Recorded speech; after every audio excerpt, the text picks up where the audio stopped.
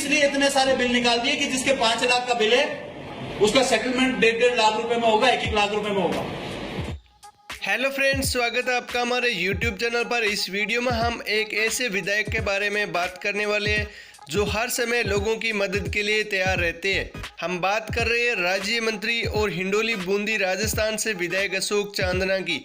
अक्सर हमने इनको कई बार जनता की तकलीफों का हाथों हाथ निपटारा करते हुए देखा है। हालांकि एक मामले में मंत्री जी पर एफआईआर तक हो चुकी है राज कार्य में बाधा डालने के आरोप में।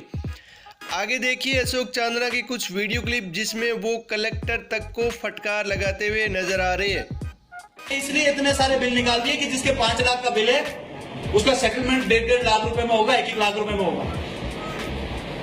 ऐसा नहीं है, जो डिफेक्टिव मीटर वाले जो बिल थे उनके जो है एफआर की जगह बिल। मैं आपके डिपार्टमेंट की बता दूं, जिसके घर में कनेक्शन नहीं उसका बिल आया हुआ बता दूं आपको। जिसके घर में कनेक्शन नहीं है, उसने जीवन में कभी कनेक्शन नहीं लिया, उसके नाम का बिल जनरेट होकर उसके घर चला गया। जिसका कनेक्शन काट कर डीपी मीटर उतार कर आप लोगों ने आपके डिपार्टमेंट के दफ्तर में रखा हुआ है 5 साल से, और वो 5 साल का निरंतर उसके बिल आ रहा है। कैसे कैसे कैसे केस बताऊं मैं आपको। जनता में रहते हैं, एक एक चीज की ध्यान है, वो वैसा मत समझना कि ऊपर ऊपर का आपलू चपलू करके इनको जवाब दे देंगे। मैं वैसा कुछ भी नहीं कह रहा हूँ।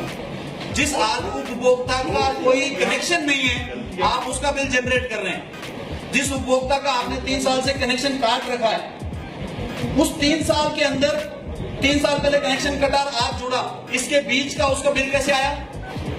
उसको देख के सर उसको सुधार नहीं कर रहे हैं, ऐसी बात नहीं, सुधार नहीं यार सुधार व्हाट इज सुधार? कोई चीज की यदि गलती ऐसे केसेस आ क्यों रहे हैं? अरे फ्रीक्वेंट क्यों है? गर्मियों के बिल देखे आपने अप्रैल के मई के? अप्रैल में कौन सी खेती होती है बताइए? सीजन से ज्यादा बिल अप्रैल में मई में क्यों आ रहे हैं? 100% इसीलिए तो एग्रीकल्चर के लिए मीटर चेंज करवा रहे हैं। जिस किसान का एग्रीकल्चर के टाइम में जनवरी फरवरी पीक होता है जब वो गेहूं को पानी पिलाता, उस वक्त से ज्यादा का बिल अप्रैल मई में क्यों आ रहा है? जब उसके खेत में तिनका नहीं है, उसके पानी के केवल अपना गड्ढा भरता है, खेड़ भरता है, उसका बिल उससे ज्यादा कैसे आ रहा है? सीजन में तो 2000 आ रहा है, आज 8000 का बिल आपने खड़ा कर दिया उसको। ऐसे कितने केस लाऊं आपको? आप मात्रा बताओ, 100, 200, 400, 500, 1000। गलती 2-4 हो सकती है, गलती 200 नहीं हो सकती। लेकिन जैसा इसके लिए ही आप ये मैंने जितनी बातें बताई, एग्रीकल्चर एक्शन साहब आप मेरे को एक बात बताइए, ये मैंने जितनी बातें बताई इसमें से क्या एक भी बात झूठ है? मैं आपको कोई झुटाना नहीं, जो डिपार्टमेंट नहीं झुटलाओगे कैसे?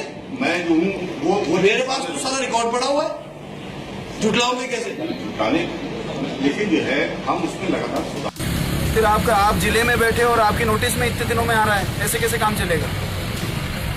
मेरे को तो घेर लिया यहाँ लोगों ने, क्या करूँ अब मैं? नहीं आपकी नहीं का मतलब क्या है? जब मैंने आपको I have been talking to you for so many days, I have shown my concern and you added up to it, you given a order, और उसके बाद में काम नहीं हो रहा है। Then what are we doing here? We should leave this job and we should go to our homes. ये जितने पटवारियों ने करने के लिए मना किया है, इनकी लिस्ट मुझे दीजिए। ये कहीं बाहर जाएंगे, इनको कहो कि बाढ़ में जाके काम करेंगे। अभी ये जनता का काम करने की बात है।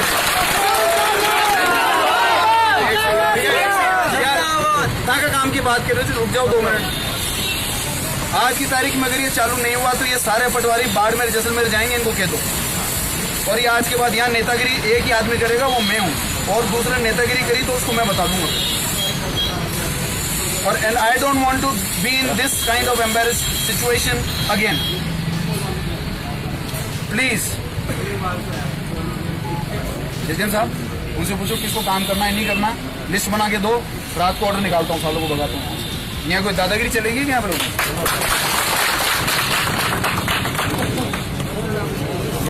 सर आप टोल पे बैठ के मस्ती कर रहे हैं? रोजाना काम ही इनका है, रोजाना काम में रहते हैं। हाँ रोजाना काम ही।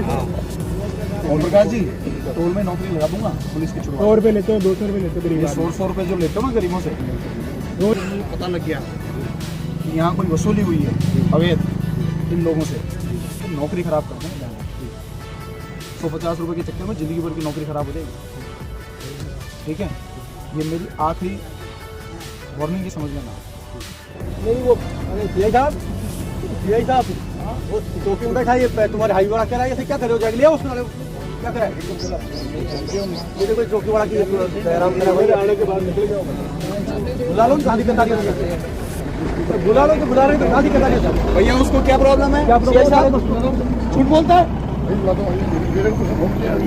हेड साहब कह रहे थे वहीं बचा झूठ बोल रहा है झूठ बोलते हो तुम लोग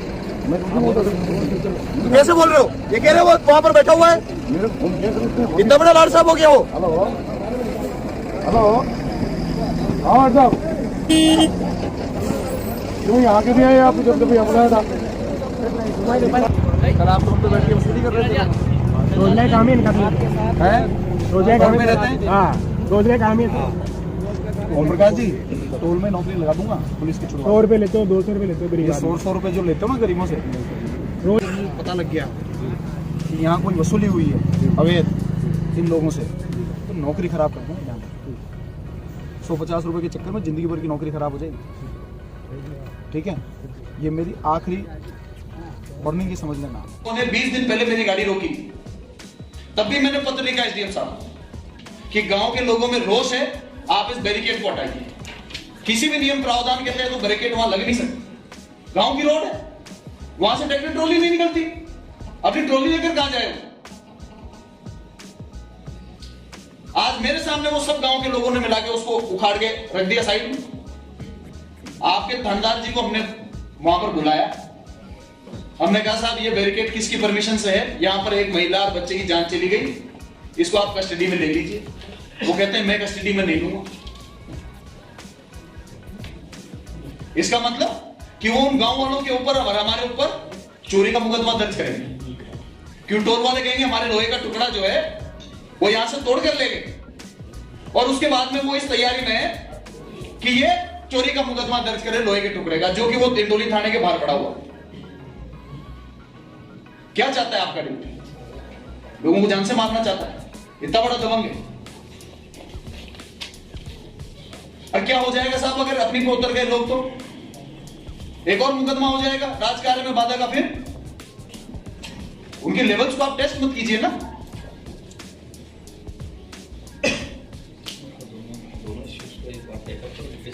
महिला और बच्चे की जान चली गई साहब वो आज मुकदमा करने के लिए वहां पर खड़े हुए हैं इतने दिन तो उनकी किसी ने सुनी नहीं 20 दिन पहले मेरी गाड़ी रोक ली वहां पर बोला अगली बार यहां से निकलने नहीं देंगे इसका समाधान नहीं हुआ आगे उस लोहे के टुकड़े को तोड़वा कर वहां थाने के बाहर भेजा है और थानेदार जी को तो डिप्टी साहब ने कह दिया होगा कि अपने को तो टोल वालों की तरफ से इनके ऊपर मुकदमा दर्ज करना है वो तो घबराया हुआ है अभी तक भी नहीं लिया हमको चोरी करके ले गए नहीं वहां लोगों की जाने जा रही है तो हमने उसको तोड़कर गांव के लोगों ने उसको तोड़कर थाने में जमा करा दिया जिसका भी भैया ले जाओ 20 दिन से मैं पत्र लिख रहा हूं मुझे कोई जवाब नहीं आ रहा कि किसकी परमिशन से पता लगे किसकी परमिशन से तो हम उनको निवेदन करें कि साहब आपकी परमिशन से गलत चीज है इसको हटाइए अब कर दो मुकदमा दर्ज उनके ऊपर लोग मरते रहे उसकी परवाह नहीं लेकिन क्योंकि हमको तो टोल वालों की सेवा करनी है एक गाड़ी 24 घंटे वहां उनकी बॉडीगार्ड में खड़ी रहती है एक गाड़ी और 5 लोगों का आपका स्टाफ पूरे दिन वहां टोल की गार्ड में खड़ा रहता ऐसा क्या है ये टोल वाला वो बुजुर्ग 80-80 साल के लोगों के साथ में बदतमीजी करते हैं सरपंचों को वो जेल भेजते हैं सरपंचों से झगड़ा करते हैं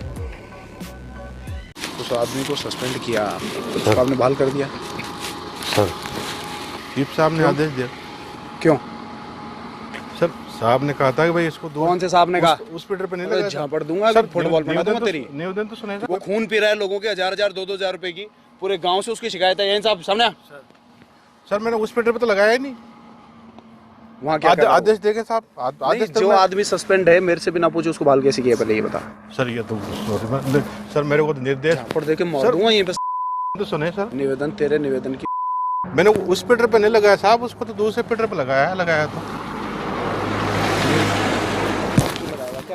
सर नहीं लगाऊंगा तेरे को भट्टर पे सर हमारा आदेश सुने आपको तो मैं अभी हटा दें साहब अभी तो तेरे बाप को भी हटा दूंगा मैं सर इंडोली के अंदर है ना ढंग से रहो तुम लोग सर मैं कोई नौकरी करा दूंगा तुम्हारे को ढंग से सर मैं कोई समझ गए सर मेरे कोई गलती हो तो माफ करें साहब मैंने कोई गलती भी नहीं करी साहब पीए साहब कर देते भाई इसको गलती तो ऐसे ही कराऊंगा अभी, झापड़ में साले के यहाँ चांद दिखा दूंगा।